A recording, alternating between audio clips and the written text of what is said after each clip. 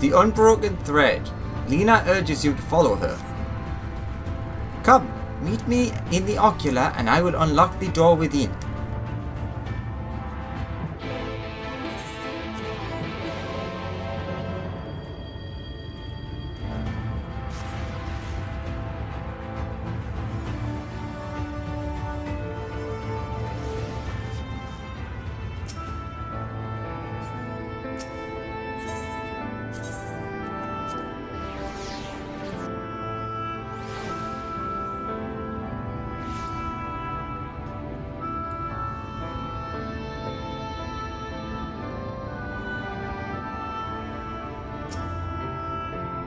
Master Alexander, the captain said we expect you.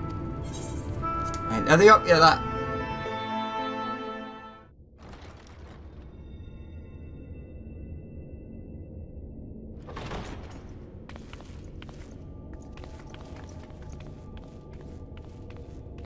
I have unlocked the door to the umbilicus. You are free to enter.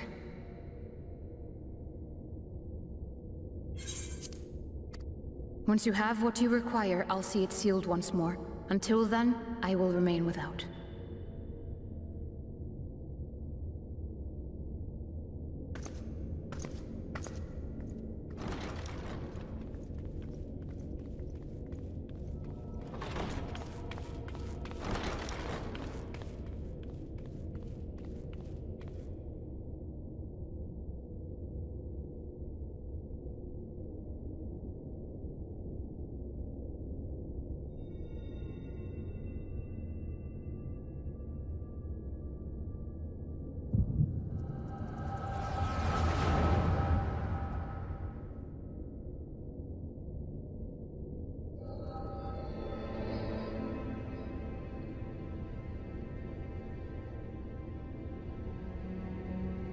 A moment to collect my thoughts, I prithee. Thy true name is Grahatir, then? By thy claims, thou too art a native of the Source, though from an age beyond our own, when the 8th umbral calamity hath visited devastation upon our star. Thou hast, by subtle means, reached across the boundaries of time and space to unsow the seeds of catastrophe, ere its creeping vines drag our champion unto an early grave.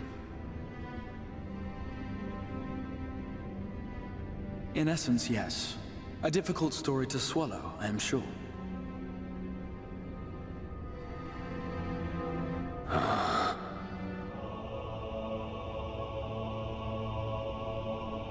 I doubt not the veracity of thy words, not the account of thy coming, nor that of the fated calamity. Yet my mind straineth still to apprehend the enormity of this tale. Wouldst thou favor me with a gradual unfolding of its chapters? Certainly. But where to begin? I should start with those great minds who survived the calamity. Sid Garland being perhaps the greatest. In hopes of staying the unending tides of war, he and his fellows pursued all manner of possible solutions. One of these was rooted in a theory which unified several fundamental principles discovered over the course of the Warrior of Light's adventures. It proposed a method by which one could enter the River of Time, traverse the rift, and leap between worlds. Perfecting that idea, however, was a work which consumed their lifetimes, and thus was it left to future generations to decide whether theory would be put into practice.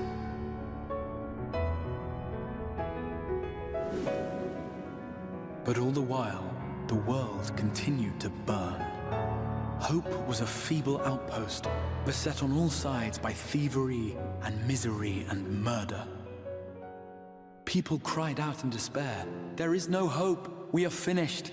Mankind is finished."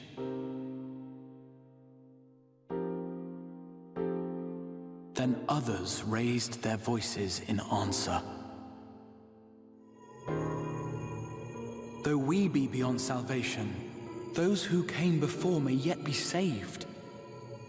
We will forge a crossroads and pave the way for a different future. By the wisdom of our forebears, we will prevent this calamity from ever having come to pass.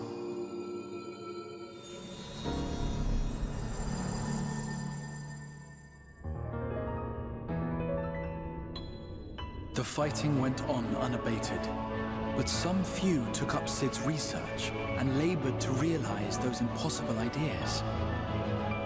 After 2 centuries of labor, their descendants finally succeeded in awakening the Crystal Tower, an integral part of the process, and, in doing so, roused its caretaker, me.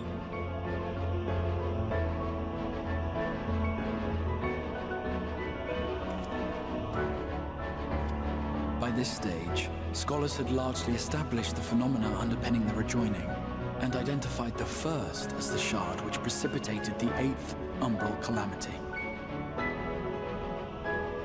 This grand structure was already capable of storing the energies required to attempt the translocation.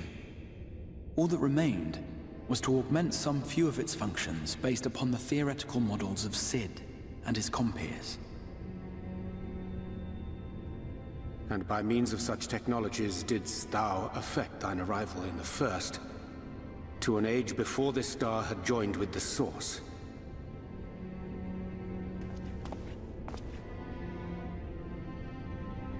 Some while before, as it turned out. 'Tis all but impossible to predict how time will flow between one world and the next, and we missed our mark by almost an entire century. But this only worked in our favor. The Sin Eaters could not be defeated without the blessing of light, and summoning the only man who might stand a chance against them would require decades of preparation.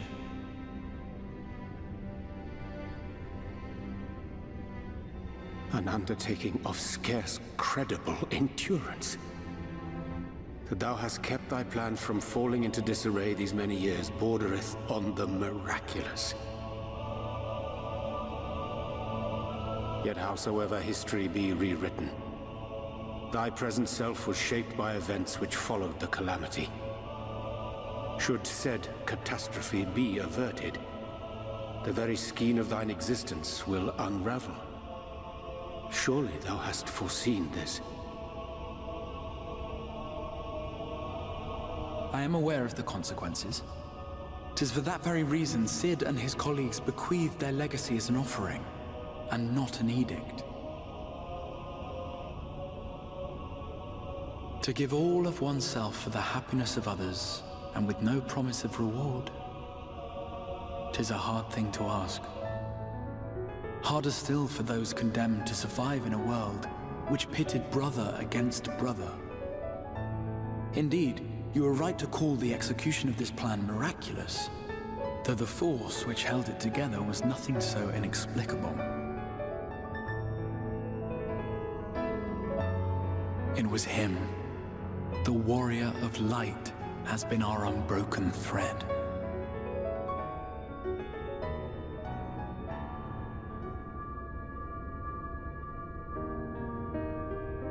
Where others would stumble and fall, he would rise above. Where others would break and run, he would carry on. The warrior of light's tale is one of unyielding bravery. To tell it was to feel courage.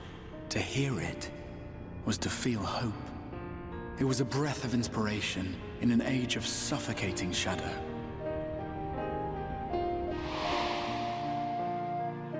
In the histories of a fallen nation was our hero hailed as its greatest ally. In the time-worn pages of a noble's memoirs were his deeds joyously retold. For many, these stories were the flame which warmed them through the coldest of nights.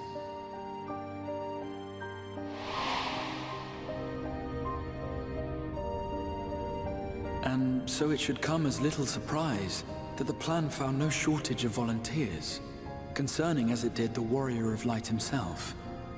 It was their chance to add their own verse to the hero's saga. He was the lodestar that brought them all together to send their final message back through time and space to him.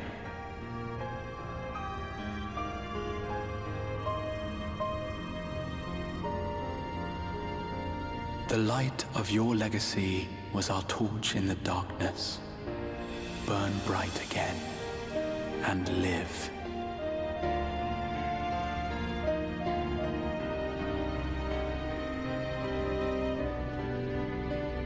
I am merely the bearer of that wish, come to ensure it is safely delivered.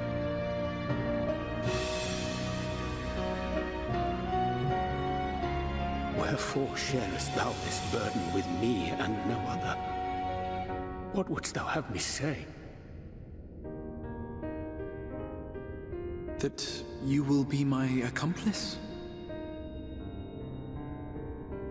'Twas you yourself who convinced me of your suitability when you spoke of how you learned of the Flood and of your part in arranging Nymphylia's journey to the First. Your actions showed uncommon resolve. 'Twas clear you were committed to the cause of saving this world. I knew I could trust you to choose the right path forward, even if that choice came with a heavy price.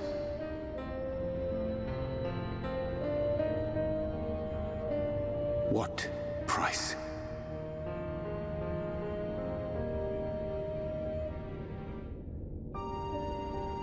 When all is said and done, and the last of the Light Wardens lies slain, I will absorb their corrupted ether, and then I will die. Knowing what I know of your companions, not to mention your champion, they will try to stop me. But in saving one, they would save none. Therefore, I implore you to aid me in concealing my identity and ensuring this tale ends as it must. To this end, I would have you take what I have told you of the Calamity and make of it a portent. A prophetic vision you beheld in the swirling chaos of the Rift.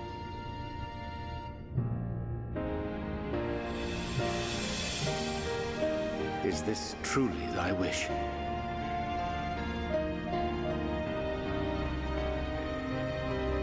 History remembered the Warrior of Light, as I knew it would. And I will suffer no other to rescue the champion whose star has charted my course.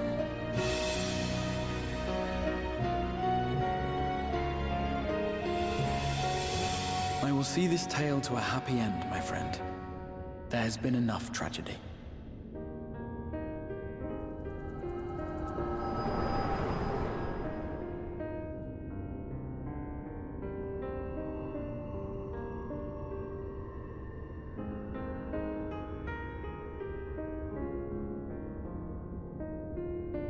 Careful now. If you lose control again, the light could claim you for good. Although it's probably only a matter of time before you succumb to the change in any case.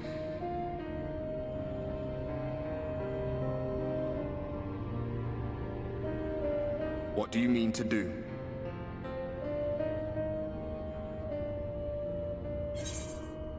I mean to hunt down Emet-Selch. I mean to rescue the Exarch. I mean to have a few words with both Emet and the Exarch. Yep.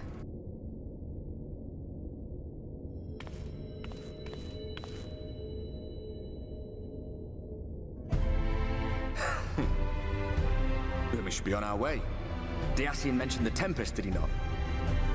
That's the stormy seas around Calusia to you. His lair must be down there somewhere, hidden beneath the waves.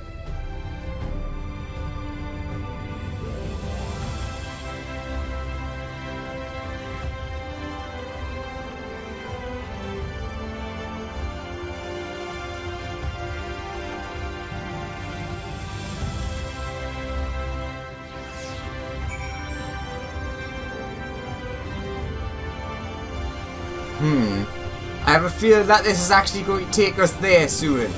So I'm going to at least get to the Tempest and then we'll stop. Because I know that there's still probably a fair bit for the ending. and I want to be fresh for that. Did you find the answers you sought? If there is nothing more you need, I will go and lock the door. I need directions. You wish to know the way to the Tempest? You mean the sea itself, and not the Isle of Colusia? If you make a request to the Tamers, they will provide you with an Amaro, but...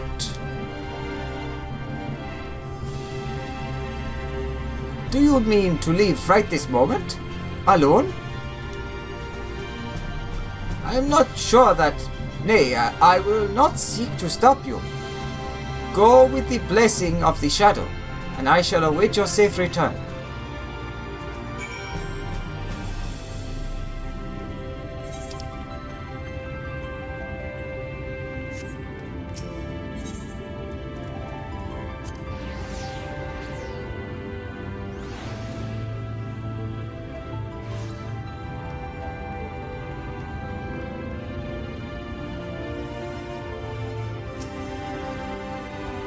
You were crying, Amaro? Just a moment, and I shall saddle our swiftest beast to fly you to the island. To open waters? To the depths of the Tempest? Our Amaro can swim, yes, but to reach the ocean floor. Which is funny because you mentioned, not you, Seto mentioned earlier that they're not very good at swimming.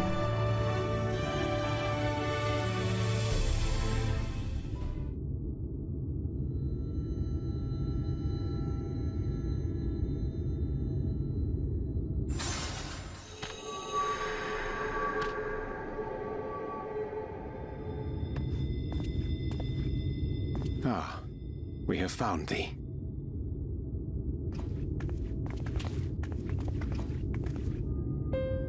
Word reached us of thy recovery, and thus did we gather with all haste.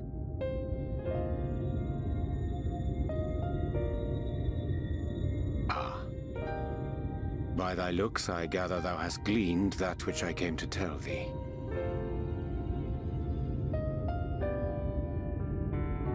Urianger has shared everything with us. The Exarch's true identity and purpose.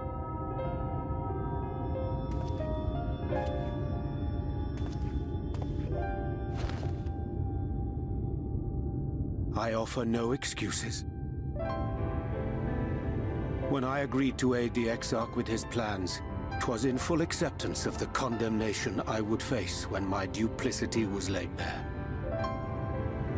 Yet it is not rancor, but resolve that I sense in thee. Thou art fully intent upon walking thy path to its end, art thou not? I always am. If thou canst forgive my deception, or, failing that, set aside thy displeasure for a time, I do beg leave to follow thee. What strength and wisdom I possess are thine to command.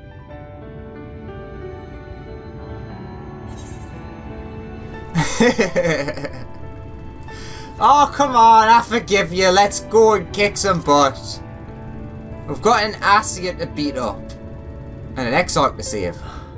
I thank thee. Doubt not but that I will do all in my power to repay thy kindness and fulfill the Exarch's wishes.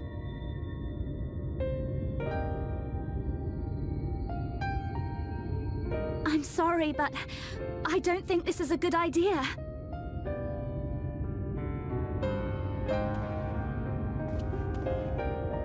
Leaving the Crystarium, I mean, with or without Urianger. What I did for you won't last forever. There's no telling when the light will break free again.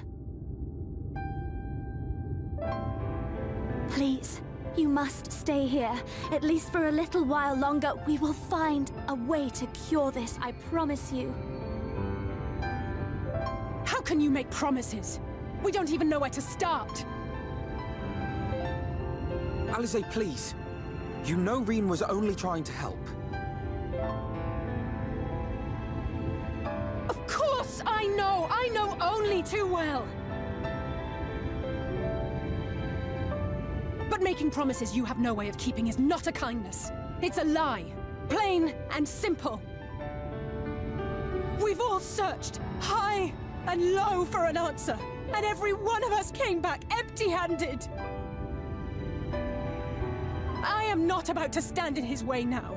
Not after failing him in his hour of need. No!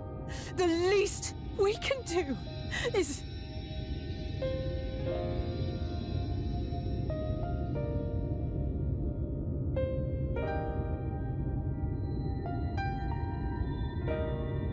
We will go with you as well.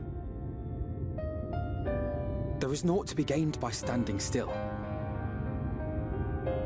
Indeed, we have exhausted every other avenue. Lead, and we shall follow. If there is any hope to be found, then we will surely find it at your side. Are we all in agreement then?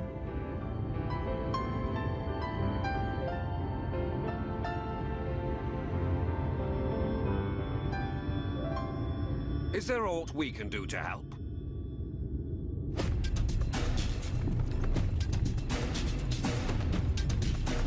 Though we may not know the whole story, we do know you're in for a fight.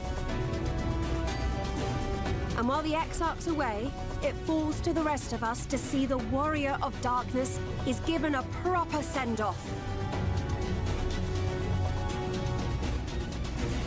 You told them! No! Well, not in so many words. Aye, we didn't need it spelled out for us. When the night sky appeared over whichever place you went to, it was harder not to put two and two together. From the moment I heard that you and the Exarch shared the homeland, I had my suspicions. Long had he been waiting for a certain someone to arrive, and I knew at once that it must be you. Exactly. When he went up to meet you, it was clear it was no ordinary visitor. That spring in his step spoke volumes. I could feel his excitement. Me too! That's right!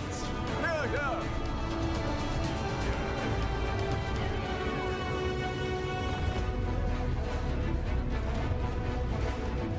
We do not fully understand where you or the Exarch hail from, or why you've all done so much to protect us. But we are deeply grateful nonetheless. So, if there is anything at all we might do to aid your journey, you need only name it. What would you have of us?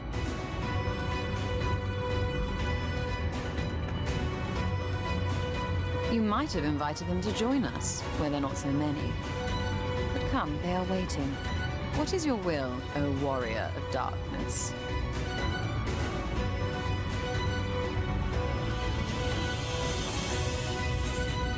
Defend the Crystarium until we return. Leave it to us, we'll see the Exarch home safe and sound. Hope for the best, but prepare for the— Jesus Christ! Defend the Crystarium until we return! Give the Exarch a happy home to come back to.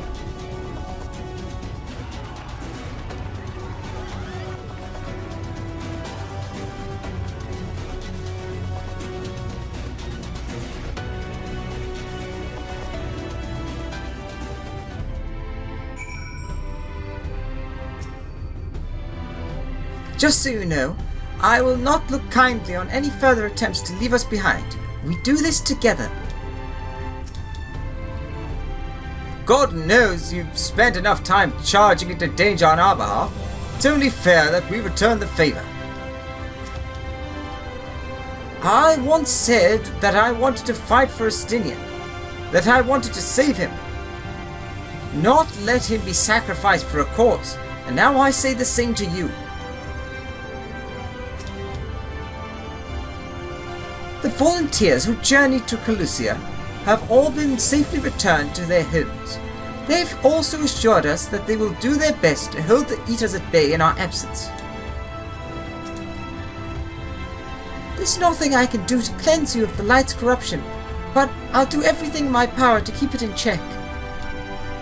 If the Warden's ether overwhelms you again, you will become a Sin Eater, so please, save your strength for when it really matters. Thou didst plan to commandeer Amaru for thy journey to the open sea. I fear the following dive down into Emet-Selch's underwater abode would drain even thy legendary stamina. Thus, during thy convalescence, we considered the most efficacious method for reaching the depths of the Tempest, and I believe we have arrived at an elegant solution. Yet, ere we discuss this step, I suggest thou dost conclude such pressing business as remains to thee in the Crystarium. Once the sea clothes us above our heads, we are unlikely to surface again until our grand deed is done. I'm ready. To storm-tossed seas. Oyster and a half shell. Oyster and a half shell. It's food. Rianche is patiently awaiting word that you are ready to depart. A large plate with delectable raw sweet flesh oysters, paired with refreshing lemon slices. Thy affairs are in order, then I shall unfold to thee my proposal. Our destination is the ocean floor, yet our goal is not simply to arrive there. Nay, we must needs have the means to breathe and fight freely. Thus would I petition the aid of one of the Fae, a being with whom I have yet to meet face to face. Rather than waste words on explanation, I bid thee follow me unto the hamlet of Solon, which lieth to the south and west. All will become abundantly clear, I promise thee. Okie dokie.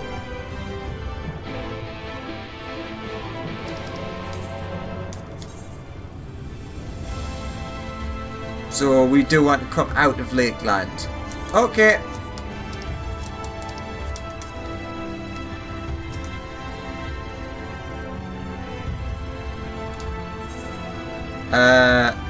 Exit. Now this would be a great time to have unlocked flying. It would get me so much there faster. So much there faster? Get me there so much faster. Better English. But no. I've been too focused on the main story. Because see, I have this problem that I keep wanting to do side stuff. But the problem is, whenever I could be recording side stuff, I could also be recording main story stuff. As you can see, the main story is somewhat taking precedence in this area.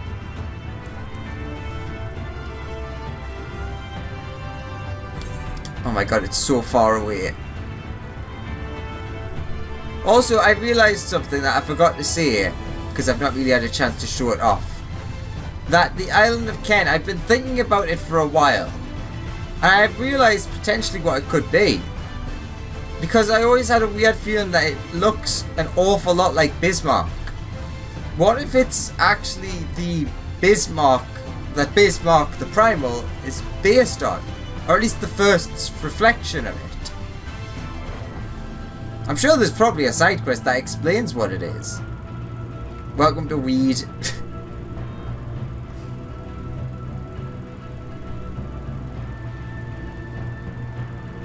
Because it's definitely a giant whale-like creature with a giant horn. And it has the same spikes on its back and everything.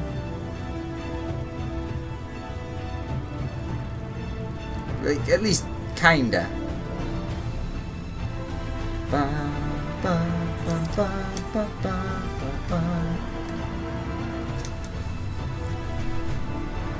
There, to the west, canst thou discern the hump of an island rising above the water? That foliage-covered mass hideth the key to our safe descent. Swim close and plunge thee beneath the surface. Thou shalt soon divine the reason for mine insistence. Though it be much to my shame, I can but flail and flounder where thou mayest glide as a fish. I shall board a boat to the island, and spare one and all the spectacle of mine inept strokes. Ah, so we might actually be finding out about it now. Well, I'm sure that there's some sort of perhaps side quest or something. Ah, it's part of the story. Makes sense. Boat! Boat!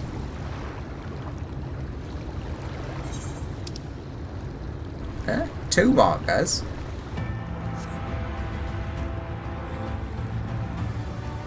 Yeah, let's go for an underwater swim.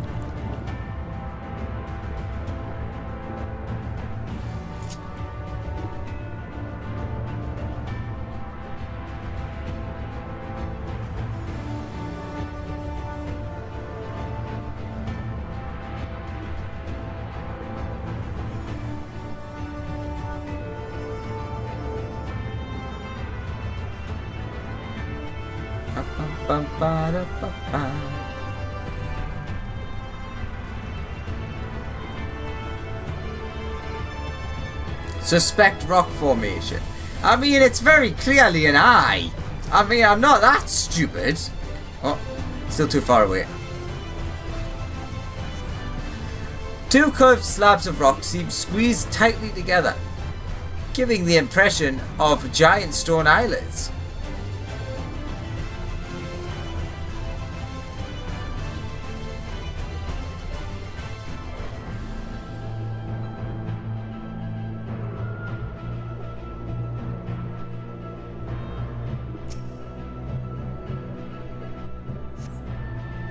Though it appears solid enough, the rock yields slightly under your touch.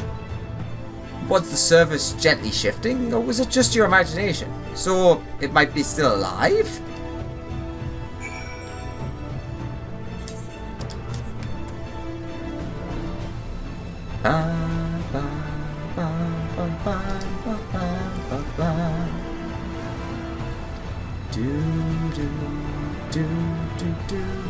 Can I get out here?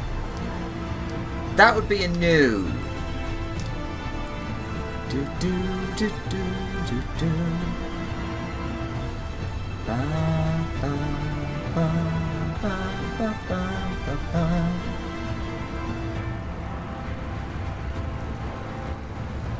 Hello, Alfie.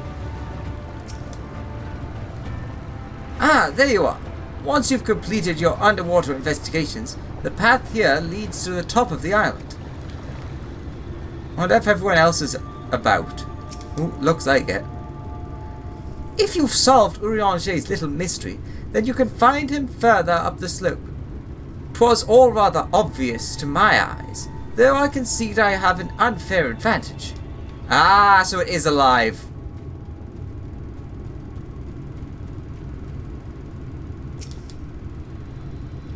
Even seeing it up close, I'm not sure what's so special about this island.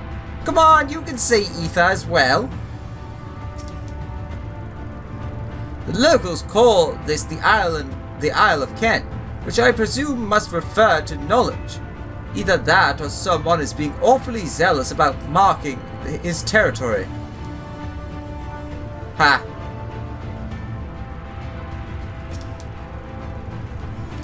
This lake is enormous. Assuming my geography is correct, this would be the mirror of Silvertier, back in the source, although the size hardly compares.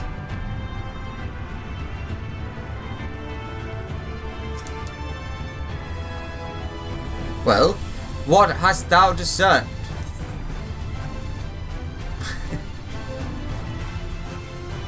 Yeah. Ah, it's just like the big one. Yes, yes.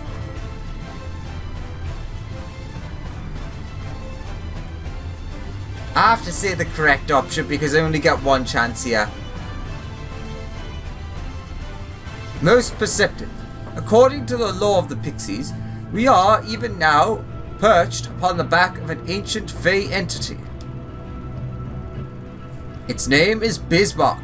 Aye, the self-same title by which we know the great feathered whale revered by the Vanu Vanu of the source. I would enlist its aid to bear us into the deep, and thence banish the water with an airy spell.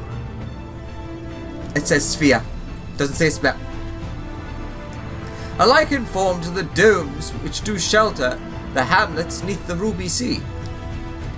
Within its compass, we may move uncumbered, and defend ourselves when the hour of battle cometh, as it most surely shall. Now, I must needs ask for silence while I make my supplication.